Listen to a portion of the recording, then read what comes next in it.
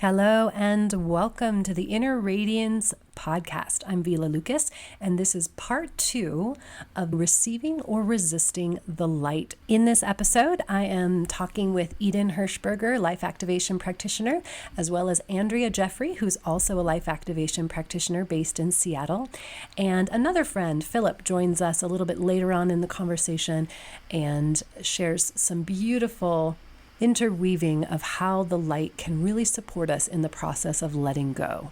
So glad you could join us for this conversation. Andrea is here. Hello, my dear. Yes. Hi.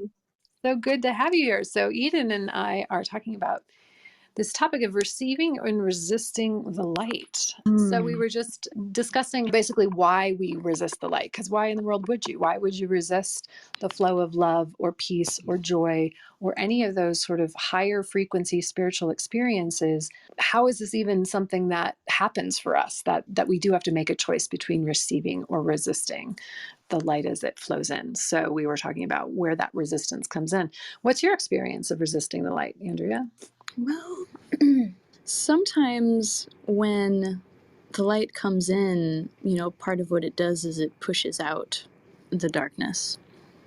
And if you've made a home in that, then it can, I think that we often talk about light as a very positive, constructive, beautiful experience. And sometimes, light is creative, and part of the creation process is destruction. And so just as much as the light creates the opening for possibility, it will destroy whatever it is in its way, So I think sometimes we resist the light because we think it might destroy us. And Wow. probably because we have developed an attachment to identities often. Yeah. That's really interesting. That's kind of edgy. The Right? light as potentially destructive, because I think we do have this idea that, it's always positive and it's always something that, and I think, I love that this ties into some of what we were talking about the other day when we were discussing the negative ego and like where our kind of misunderstanding of how the structure of things for ourselves as physical beings who are also spiritual at the core of our essence. And so there's this misunderstanding of like, oh, destruction is negative, like there's a whole cycle of death and rebirth, and death is just as much a part of life as birth is. And so, we tend to think of it as something that we need to shy away from or be afraid of, or something that's grotesque or unpleasant and therefore negative. And that's not necessarily true. There's a lot of immense benefit and significance and importance that comes with the death aspect in the life death cycle of rebirth. So it's interesting, as you're talking about creation and destruction, that same theme coming through here. Yeah, totally edgy to talk about that. I mean, something that kind of comes to mind is in Hinduism, Shiva is this very handsome, beautiful, benevolent god. And he's the destroyer. He dances the dance of creation and destruction. And something else that comes to mind is like the degree to which we choose to identify with the eternal nature of our being is the degree to which that experience is not difficult. Or, something that comes to mind is in the mystery school teachings, we have a teaching called the pattern on the trestle board. And one of them is, number 9. How does it go, Vila? Number 9. It's, I rest my life from day to day upon the sure foundation of eternal being. Because the truth is that's like the only foundation that is solid. Everything else will change. Literally everything else will change. Yeah. In thought and word, indeed, I rest my life from day to day upon the sure foundation of eternal being. Yeah, definitely. So I just want to say hello to Philip, who's also in the room. It's great to have you here. And if you are wanting to, you are welcome to chime in on this topic. Hello, Philip. Hi there. Hi, Andrea. It's so good to see you on here. Yeah, thank you for inviting me to speak. Thank you. Anything you want to share about this topic? Questions, comments, anything that particularly strikes you here or that you want to add to our soup? Mm. What's currently happening in my life is I'm living at my grandmother's house. She's my stepmom's mom, and she's in a slow process of dying. And we were talking about death and rebirth and destruction, and her organs are like slowly shutting down. And so part of that is that she needs people to help do some like pretty regular physical tasks for her, like bathroom help and things like that. And so me and my partner are like part of her care team right now and doing overnights with her 1 to 2 nights a week. And like this is the Wow. big context to say there's a lot of light and a lot of darkness in both in all aspects of this experience. And like the physical sensation of getting to be like a helper in such a visceral way is something that really feeds me and like fills me up with light. And then there's also the like I'm dog tired at like 3 in the morning and her little chime goes off to tell me that she's up and like I need to go check on her. And that's like pulling myself out of the depths of like, it's dark in that moment. I'm like, I can't go on. Like we can't do this anymore. And then the act of service is like all of that just falls away. It's like totally full of purpose and light, I guess, and enlivening. And it's really interesting. So that's what I'm thinking about as you're talking about that. Wow. Thank you so much for sharing that. That's amazing. Amazing, intense. It's intense. And yeah. And one of the things we were discussing before a little bit earlier in the conversation was just, how we can be instruments for the flow of light, and the conversation about service. And that's what we do, when we take care of ourselves and do a really good job of staying in tune with receiving light for ourselves, then we can flow that out and be of service to others. And so I hear that in what you're speaking about, where it's like, I don't know if I can do it. I don't know if I can shift myself to a place of being able to give in this particular way, and knowing that when we receive first before we give, that's such a huge key Mm. in being able to be of service in a way that really flows the light um, properly, or in a way that where everybody is getting fed, which Mm. is such a huge piece of it. Yeah, absolutely. Andrea, anything you wanted to add on this? Well, I've known Phil in more different communities than I have known most people, and never for very long, but every environment I've ever seen him in, he shows up in service. It's this really incredible, strong instinct that Phil has. Oh, I And love that. yeah, and so hearing this is just, I'm grateful to hear another dimension of your experience, and just grateful that you are who you are, and thinking of so many people that have benefited directly and indirectly, because you have this very humble way of serving, but it's so steadfast. And I was just thinking, like, yeah, oh yeah, totally, Philip, oh yeah, he's a total spiritual warrior. Like, he's like, just when I don't think I have, what I need, I do. And I think that acts of service like that increase the capacity for somebody to flow light. So that's what I thought of. Wow, that is so sweet. Thank you for that reflection. That's a total boost. I feel really honored. Thank you for saying that. That's beautiful. I love that you know each other and, from communities, and that we can have live experiences that we're also bringing here to this digital platform. So that's Well, and that kind of wraps super in cool. the light. Say again?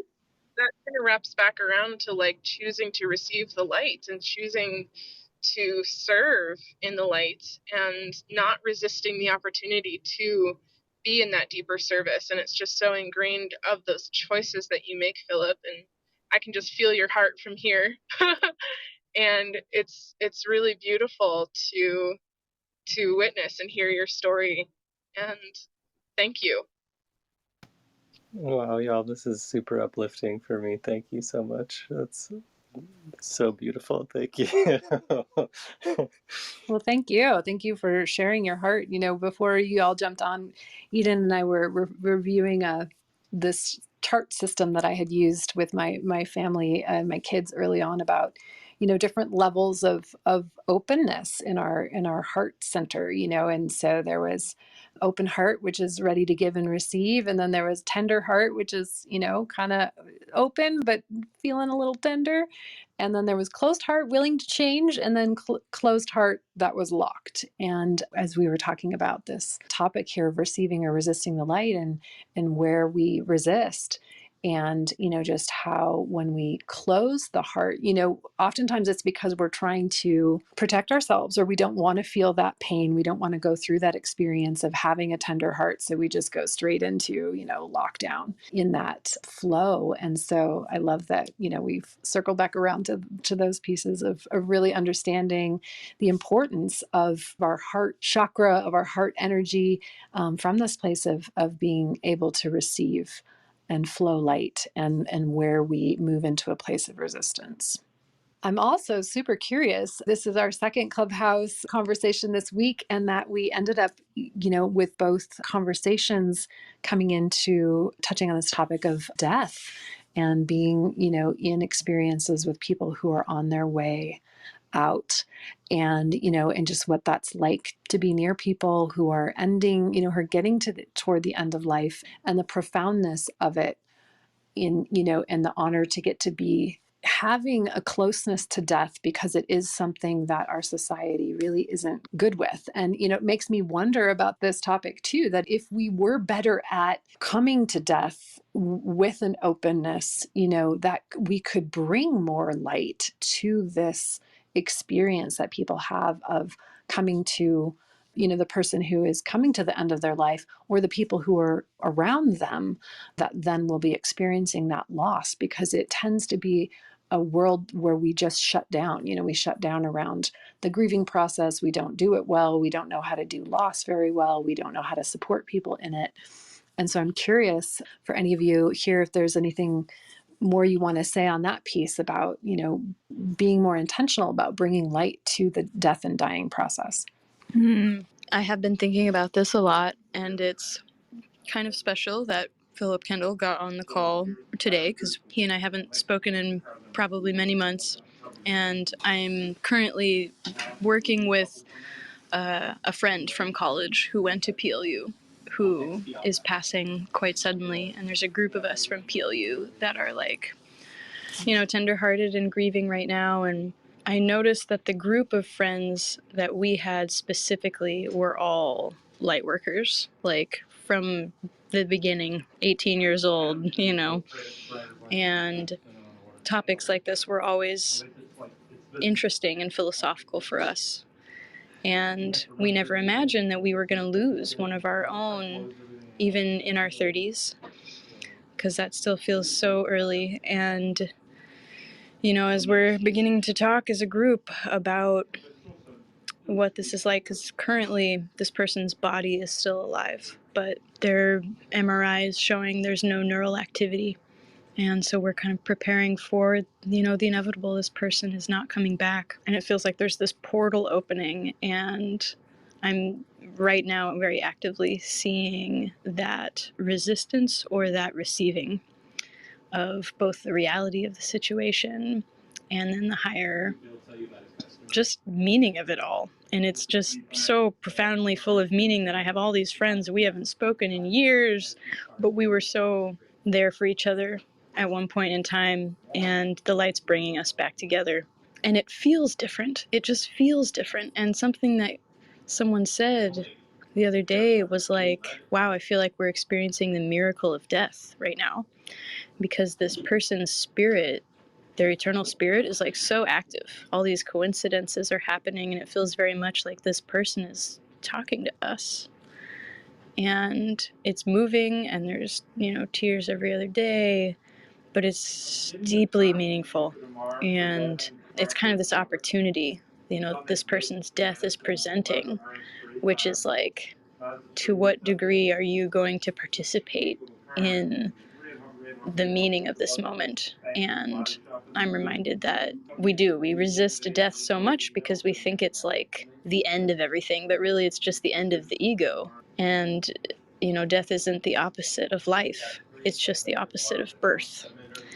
And from that perspective, we could be really happy for this person. We could be full of hope and joy and channeling that kind of energy towards the journey that they are at the precipice of and embarking on at the same time as we're grieving. So it's just very complex, I think. Like the grieving process itself is it's like a portal, and you can kind of relax and receive the experience no matter what it is, and be emotive and let it come through you, and use it as a acceleration process of some kind, because it's definitely an acceleration process for the person who's passing, and it feels almost like we're either getting on their train or we feel left behind. So that's what I was thinking. Wow. So beautifully expressed, Andrea. Thank you for sharing. Yeah, super profound.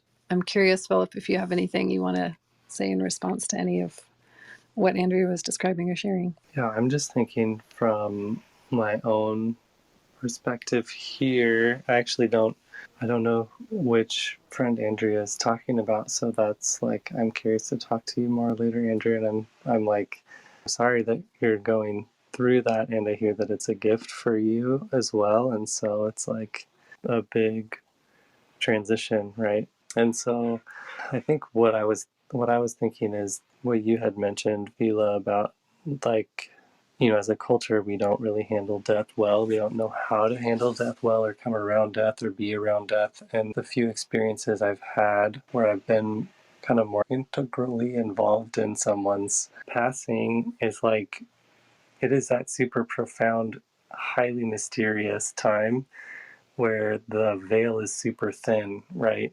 And sometimes it feels here now like, because about a month ago, my grandmother was not as physically able or active or cognitively aware as she is right now. But in that time, it was almost like she was noticing more of like the house sounds and like almost like what was happening in the neighborhood around the house, like more than she was noticing what was happening right in front of her body. Like we would have to like really yell to get her to hear us, more like reaching out, touching her, like, hey, we're here. But it was as if she was kind of just a part of the, you know, like observing almost from up above or something. And she's not able to tell us about her experience in that way. And maybe other people in her family wouldn't think that. But me and Claire, my partner, were just like, oh, is she like talking to someone up at the street right now? Or, it's kind of like what,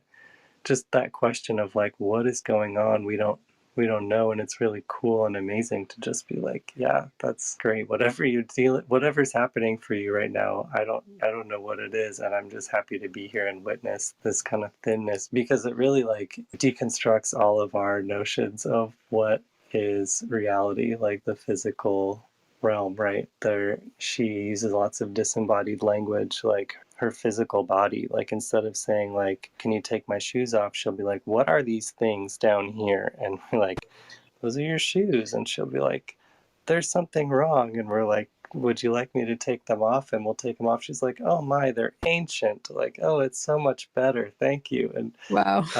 and that's totally different. It's like that's like a new phase, right? And she did have a stroke, so there's like some neurological differences than a few months ago. But it's like really funny to hear her talk about the light was on the other night and she wanted me to shut it off, and she was talking about that person over there, and I was like, maybe you just want me to shut the light off, or maybe there's someone here with us, like who is, I don't know who it is. But and she's like, is it okay? And I'm like, I think so. I mean, they're here with us, and I think it's all right. But just kind of that ambiguity, that we're dealing with every day. It's like, I don't really know what you're experiencing, but here we are together.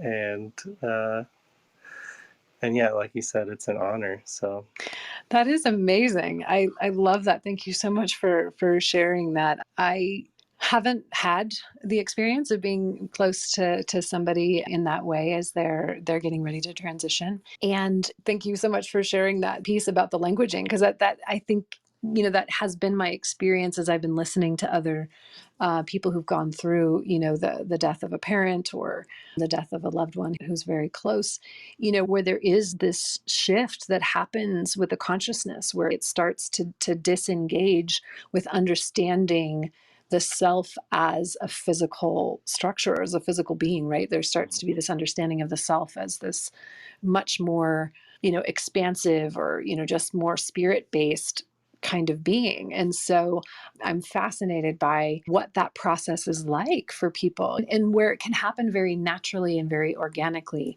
I just feel like there's so much that we can do. There's so many ways for us to grow and get better at really serving people and supporting people in their dying process.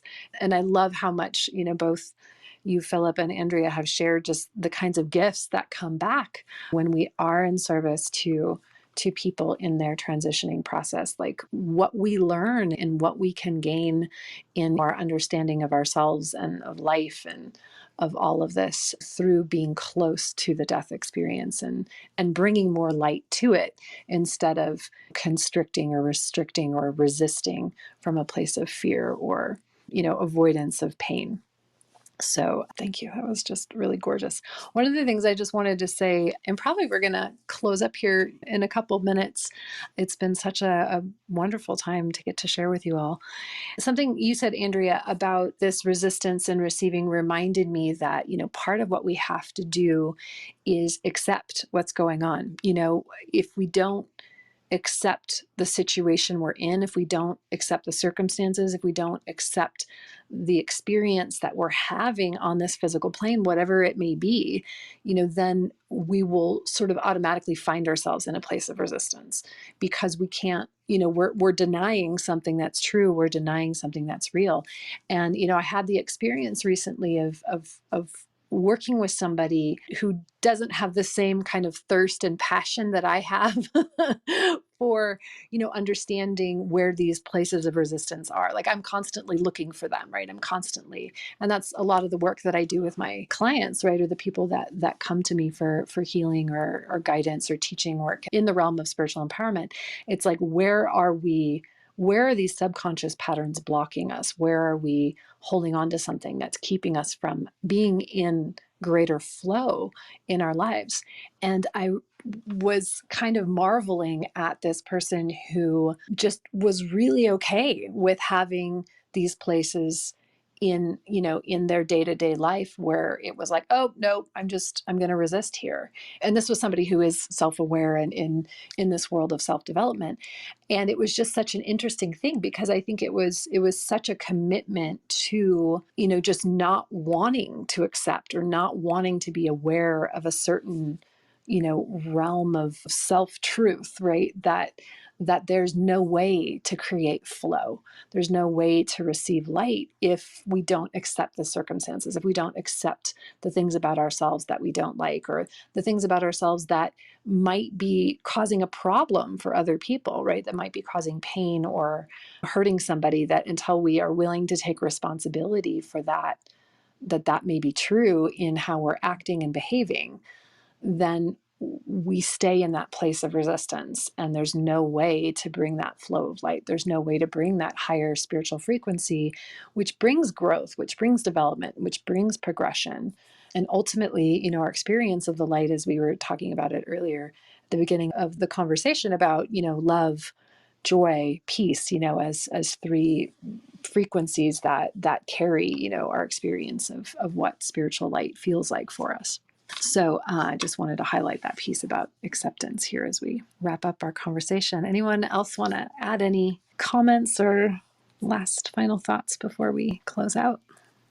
Just really like that you brought acceptance back to it. And yeah, part of what I've been noticing is just really like accepting what the other person's experience is or what they're saying, like it's not so much as like, there's no right thing. Like I have an idea of what I see in front of me, but whatever grandma says is happening, it's like, cool, that's happening for you, and there's really no way to continue like peacefully and joyously if it's like a constant like questioning of her reality, right? It's just like accept, you said that, cool, like we're moving on, or or we just get to be there with it. So yeah, I love that. Thank you.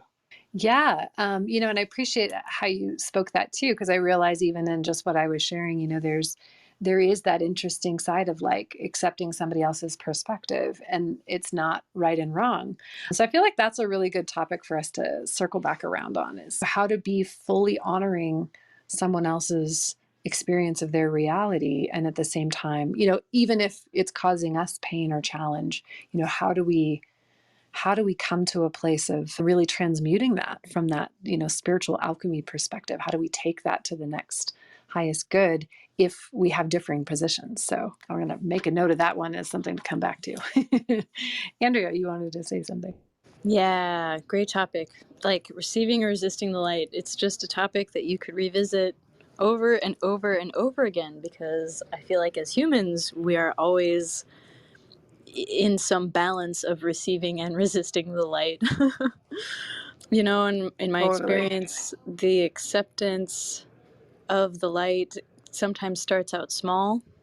Like what's a really small way that I can relax right now and accept the situation more, or accept the light more, or accept this other person's experience just a little bit more. And that often will lead to an accelerated inflow of light. And I've heard that the work is not completed before or after it is accomplished, it happens along with the process. And that is to say that as the light comes in, it brings clarity. And so that's kind of maybe leading from this topic into the topic you just were proposing with Philip. That as we begin to trust the light more and more, we see that it brings clarity. And that ultimately brings relief and efficiency and love and just all the good things. I love it. I love it. Eden, anything you want to say in closing here? It was just so beautiful to sit and listen to all of your shares and just the depth of what the light of this conversation can bring you to, and where your mind can go when you're hearing about these stories of someone passing, and this greater acceptance of witnessing that. And I'm just really in gratitude for this conversation. Yes, me too. So thank you so much for being here. Thank you, Philip. So wonderful meeting you here, and just this synchronistic jumping in, and this beautiful connection and beautiful share that we could have here. I love it. Right on. Thank you so much for holding this space. Yeah. All right. Many blessings to you all. We'll catch you all again soon, and enjoy the rest of your day.